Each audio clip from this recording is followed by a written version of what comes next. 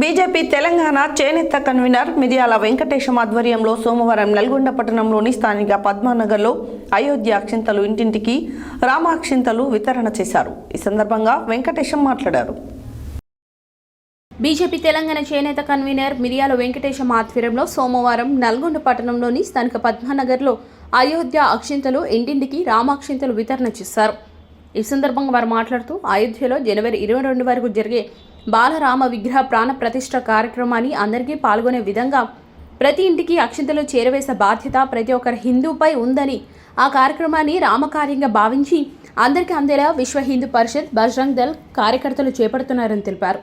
దేశంలో ఉన్న అన్ని కుటుంబాలకు చేరే విధంగా కృషి చేయాలని, ఆసక్తిని శ్రీరాముడు కలిగించాలని కోరుకుంటూ ప్రతి ఒక్కరికి అయోధ్య అక్షింతలు అందజేసే భాగ్యం మాకు కలవడం జన్మజన్మల అదృష్టంగా భావిస్తున్నామన్నారు.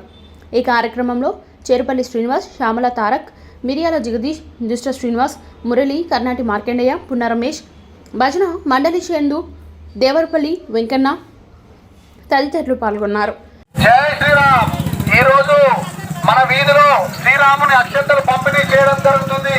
అందరూ స్వీకరించడానికి సిద్ధంగా ఉండండి. శ్రీరామ జయ రామ జయ జయ రామ, శ్రీరామ జయ రామ జయ జయ రామ, జయ రామ జయ జయ రామ.